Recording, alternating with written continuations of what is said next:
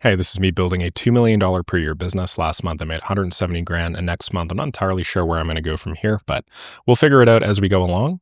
First thing I always do in these videos is some Q&A. So if you wanted to ask me a question, just leave a comment down below on any daily updates video and I will eventually get back to it.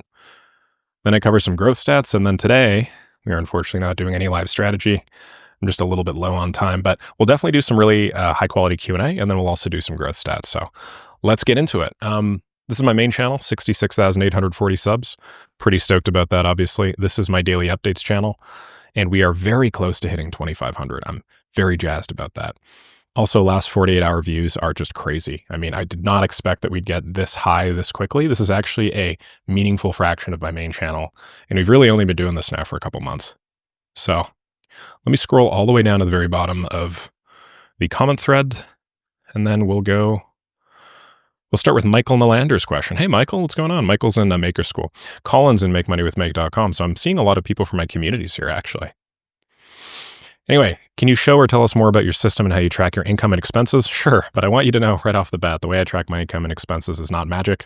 I literally just open up all of my bank accounts. Then I have a Google Sheet that I will paste all of the transactions to one at a time. As I do the pasting of the transaction, I just think a little bit and I'm like, is this a worthwhile transaction? Is this something I need to be doing? So for me, it's very much just an accountability and an intentionality tool. But yeah, this is my tracker right over here. Or this is an old version of my tracker, I should say.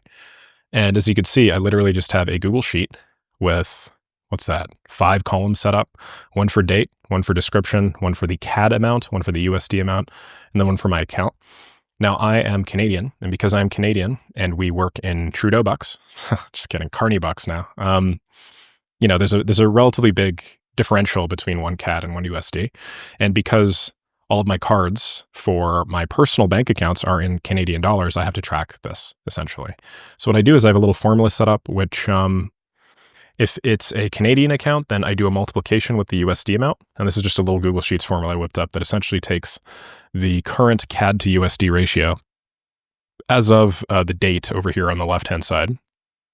Sorry about that. Then multiplies it by whatever I put in the CAD column. And then over here, if it's a Mercury transaction or just one of my American accounts, then I will do the inverse. I'll go USD CAD instead of CAD USD. And then I will autofill the CAD amount instead. So as you can see, on March the 1st, 2025, I made an additional $288.43 in CAD from Mercury Cashback. That was positive. That alerted me to the fact that there actually is a cashback program in Mercury. And it made me put more of my expenses on that card. These are the sorts of daily optimizations that I'm talking about. Nothing massive, but as I'm sure you can imagine, if I can just grow 1% more efficient with my spending once a month or something like that, by the end of the year, that adds up. And it's one of the reasons why I think I have a noticeable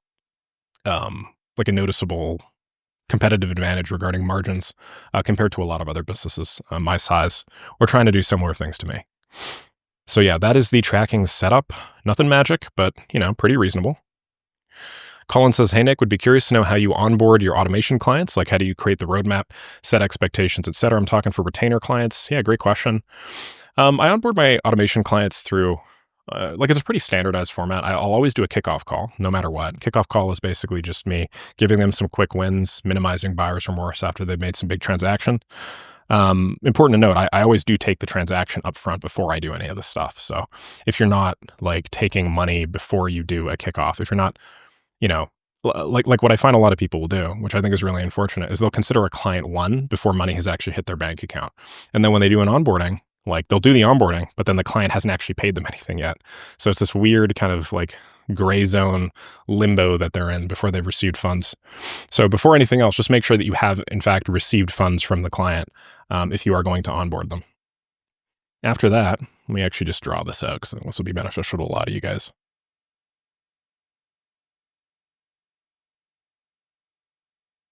So usually the way that I win a big retainer client is I will create a proposal. And when I say proposal, I mean a long proposal where I spend maybe the first 60% of the document. And I actually just did this big breakdown in Make Money with Make the other day. yes, and make money with Make the other day. So I'm not going to like peel the hood back on exactly what my proposals look like. If you guys want to get an example of one of these, just jump into Maker School. I think it's month 3 or month 4.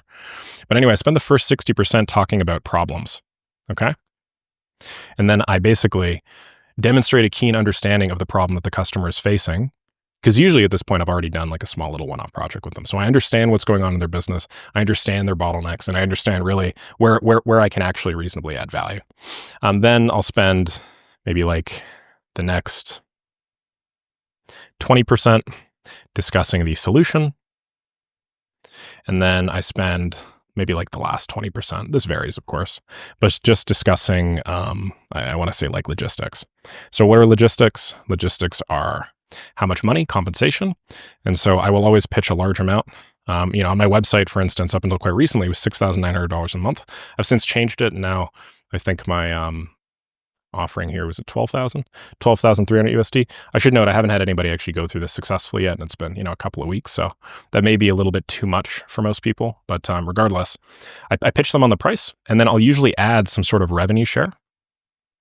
The reason why is because I think it's really important to.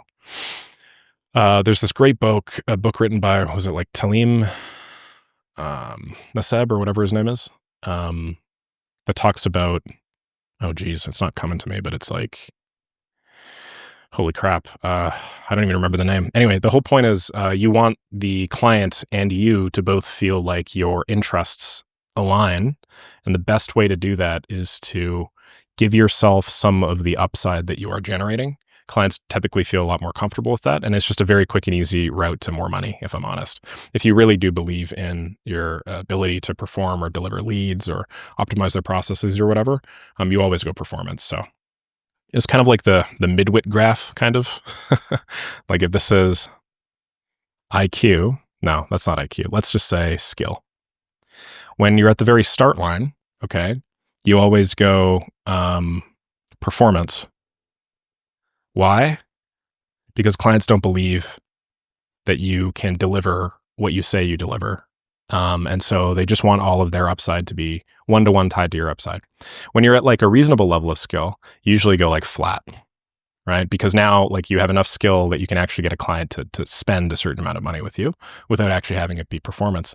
But then when you're really good, what's interesting is you tend to just go back to performance-based anyway, because you believe so much in your own skill now that you're like, oh, I could make way more money if I go performance here. So this is kind of like, I don't know, this is like the median person, right? Most people probably are like, oh, I want to go flat. But anyway, so this is my proposal. And then, and then like logistics, like I don't know, timelines, when to start, etc. Okay. So that is the proposal. Client says yes. After the client says yes, I receive payment. Got to receive payment. Then I invite to kickoff call. On the kickoff call, I discuss a couple of things. I discuss like communication expectations. So I let them know now that I'm very communicative. Before I was very hands-off with clients, but I found that this led to just a lot shittier of a client experience. So usually I'll do daily 12 p.m. to 2 p.m. PT. You can reach me within 15 minutes over Slack daily to 12 p.m. till 2 p.m. PT. We do our weekly strategy session time. And I phrase this very interestingly. I say over the course of the next year, so over the course of the next 52 weeks, what time will you be able to commit to at least 50 of the 52 weeks for? Okay. So I have a very high bar for this. And I basically say, hey, if you're going to take me up on this, I want to make sure that the time we pick is always the same time. Okay. Obviously life comes up and stuff. And obviously I do end up changing the time from time to time. If I have something really important, they have something important, driving their daughter to the hospital or something like that. I'm not going to force them to jump on the call. But if you have very high bars for the times that you guys, that you and your client sort out, you tend to have them take them a lot more seriously, which I think is really important.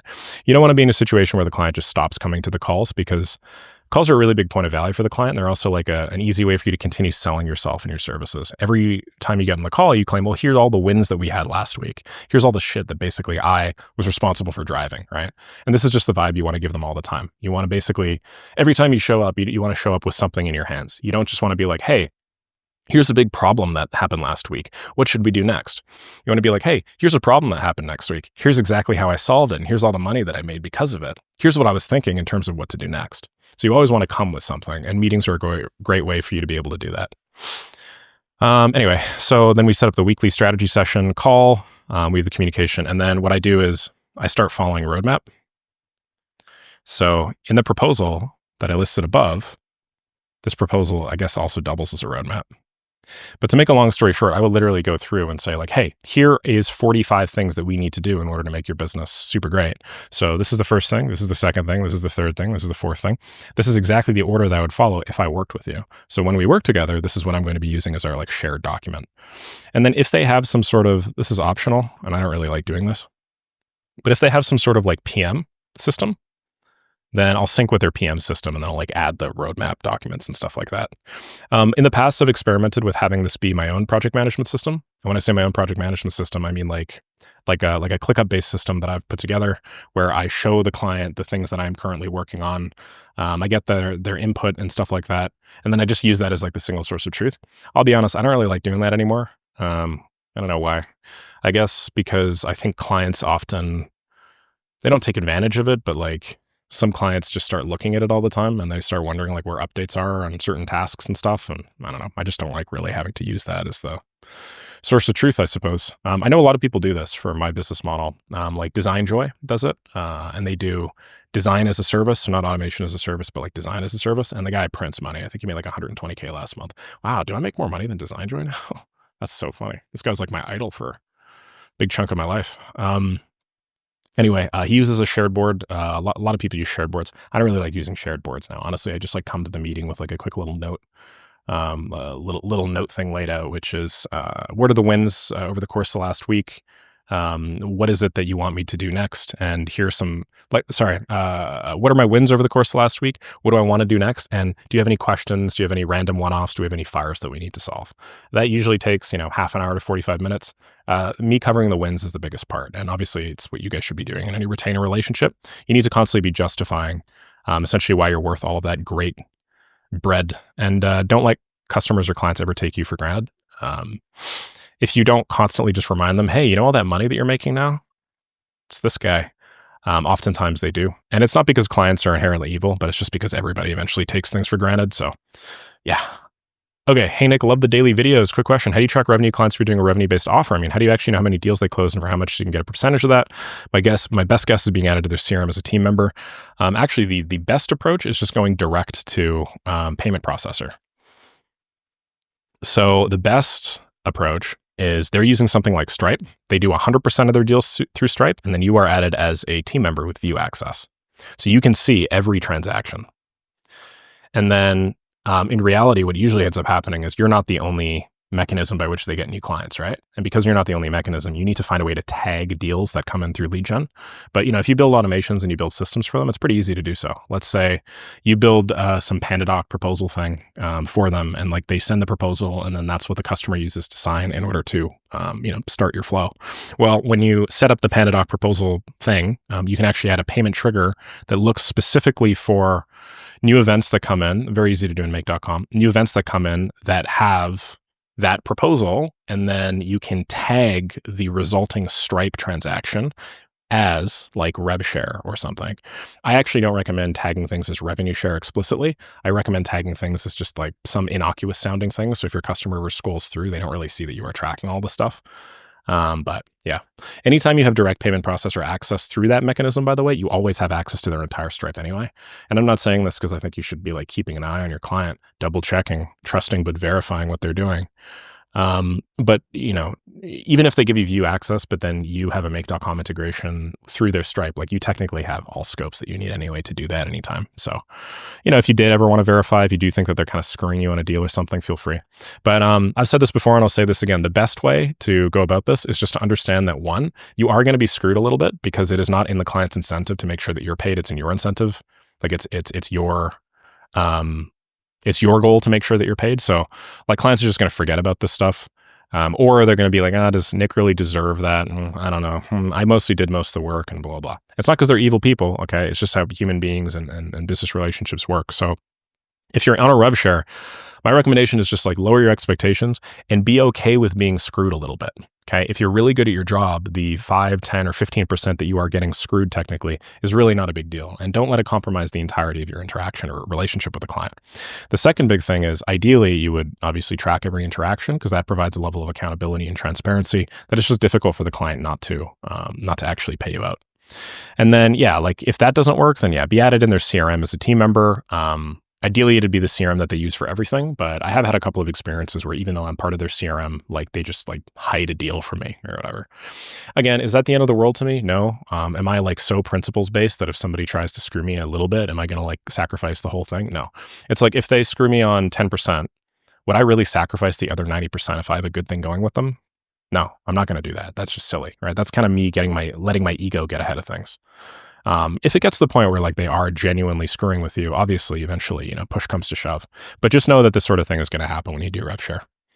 Okay, Mohammed says, hey, Nick, I have a very slow pace of work. I've seen you do some work in an hour that took me like 4 hours to complete. How can I boost my pace? I don't have consistency problems, but just that my pace is slow and I want to be quick like you. I've been working on a computer since I was really young. Like when I was 4, I think. My dad had a desktop tower and I started screwing around on Newgrounds, playing little Flash games and stuff. So I'll be real. My, like my computer literacy is very, very high. It's not at all as high. It's not at all what I think is realistic for most people to shoot to that have not been on computers since they were 4 years old. I basically grew up looking at a screen, right? So I'm going to be faster than most people and that's okay. What are some earnest recommendations? Just every time you have to jump on, okay, maybe do this. Audit. If you spend 10 hours on your computer, hypothetically, where are you spending those 10 hours? What applications do you have open? Open up like your task manager or whatever and just look at like where you spent most of your time over the course of the last 10 hours. And then get a list of the top apps. So you'll have like 3 or 4 apps that take up like 90% of your time. And then for those 3 or 4 apps, just learn every keyboard shortcut that you could ever possibly want. This is going to take you like an hour realistically, because there's really only like 5 or 10 most used keyboard shortcuts per platform. But if you just spend like that hour, the rest of your work will be like a time and a half as fast. Some other quick little recommendations, and this is just my own bias here. I really like working on laptops because when I work on a laptop, my fingers are in the ASDF JKL semicolon place, right? Like I'm doing the QWERTY typing thing. But then my thumb is actually on my mouse pad. So I actually don't need to move my hands off to like go and screw around with a dedicated mouse in order to move around. I literally just use my thumb. So I'm a lot faster that way. I actually think, and I've been telling a lot of people this, they don't believe me. I actually think that like the ergonomic setup of being on a laptop computer with the trackpad is like at least a time and a half as efficient as having to like move your hand to the mouse. Because every time you have to move your hand to the mouse, you got to put your hand back on the thing. Then you got to go back to the mouse, back to the thing. That actually consumes like a fair amount of time. Is it like, probably better for your wrists and stuff? Yeah, probably. But do I really care? No. I guess if that ever ends up being a problem, I'm just I'll suffer and, whine about it later. But I haven't really dealt with any like carpal tunnel issues or anything like that. So those are 2, I think, major low-hanging fruit. Aside from that, just learn some like problem-solving heuristics. Heuristics are just like fast and efficient ways to achieve the 80-20 in most things that you do. There's some very simple ones, right? Like lower your bar for certainty, lower your bar for perfection.